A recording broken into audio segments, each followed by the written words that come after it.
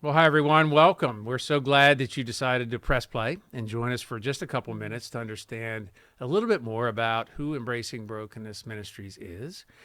I am Steve. This is Colleen. We are co founders of the ministry, and we are thrilled to be part of the Faithful Give this year. And we very much appreciate your support, not just in prayer, but also financially. But we wanted to give you a greater understanding of who we are, what we do, and how we might engage together on this ministry and this kind of vision for what God's given us here. And I want to turn it over to Colleen and give her an opportunity to share what's on her heart.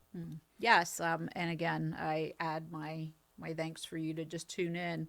You know, many people have talked to us and said they don't understand the whole brokenness thing, and so I just wanted to give you an understanding of why we even named our ministry Embracing Brokenness. It is all about the identity confusion that we are seeing in the Christian church, especially the Western Christian church, in the last several decades.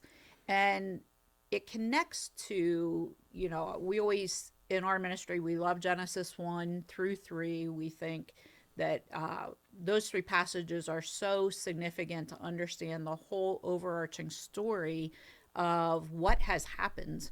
So you see in Genesis 1 and 2 that man was created in the image of God. And what a beautiful thing. Every single person we see, whether they've accepted Jesus or not, is actually made in the image of God. But the interesting thing is that image gets broken in Genesis 3.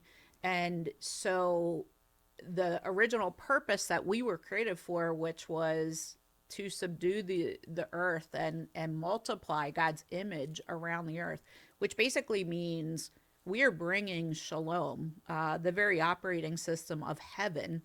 Most of the time we talk about that as peace in our understanding, but peace is just such a narrow understanding of what shalom really is.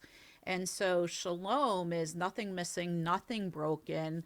It is the perfection of love and unity and things being free of defect that is the model of what the kingdom of God really looks like.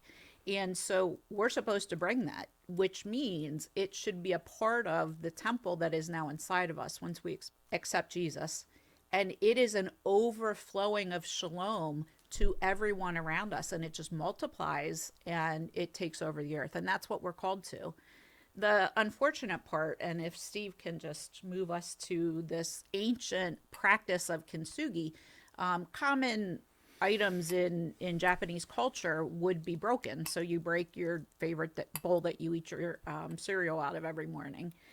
Rather than waste that bowl, they would actually restore the bowl with very fine gold. You can see behind me in the cracks of the bowl, and it actually becomes more valuable once it's restored than it was in the first place. And so I really look at the transformational journey that takes place after Genesis 3 as kintsugi. When we say embracing brokenness means surrendering to the hand of the potter to restore you so that you can actually fulfill your original purpose. And so, if we are a bowl and we are carrying around liquid shalom that needs to pour out of us, and that's what bringing the kingdom of God looks like, sin enters the picture, and now we are pieces that will fit together, but they've got to tenderly be glued back together, and they have to be reinforced so that God's love can even pour into us to restore us and then pour out of us to restore the rest of the world. And, what we're finding in this data is in a number of places on our website, when you start to look at most Christians, 89% of American Christians do not surrender to a process of being restored from personal brokenness. They go from salvation to working for the Lord.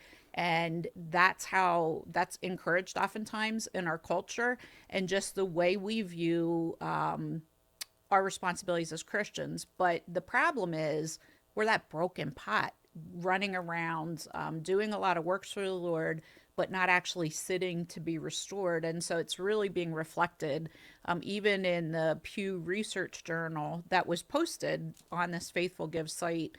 I think it was the last blog post, is just talking about how fragmented the American church is and what that looks like. And oftentimes we don't look much different than the rest of the world. So we have chosen, thinking about that and even understanding our journey of submitting to the restoration process, that will continue. I mean, there's still little cracks throughout as God is transforming us, but our commitment is to helping people walk through that process, to submit to the Lord, for their identity to be restored, for their purpose to be understood, so that we can bring the kingdom of God to earth like we're required to do. Steve and I have done that teaching at Water Street Mission. It was actually foundational to our programs at Water Street in a class called Identity Matters. We are in the Lancaster County Prison teaching this to inmates. We are doing some work with some other churches. And so our mission is to bring that message to the world. And that really is the basis of our ministry. So to understand it a little better, and you may be asking, well, what is it that you do then? Well, we are a training, as Colleen said, training, educating, equipping, and discipling ministry. So that means a lot of things to a lot of different people. But if, for example, you go to our website, you will find, as I mentioned earlier, a number of opportunities to engage with the ministry. So we have social media in almost every category.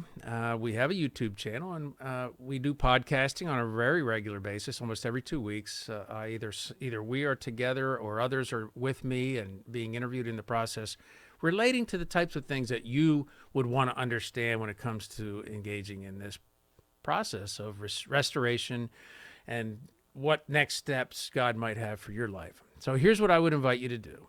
Contact us if you're interested to understanding more, because we can come out, we speak, we teach, we write. We have a new book that'll be coming out sometime in the near future. It really encompasses the entire message of embracing brokenness, that we're calling that.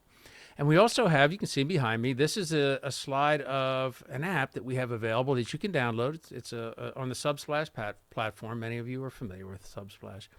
So please do engage with us. If you have questions, we thank you so much, again, for your willingness to participate in the Faithful Give and to give us just an opportunity in a few minutes here to share our heart for this ministry and for you. So welcome, engage with us. We'd love to hear from you. Blessings. Shalom.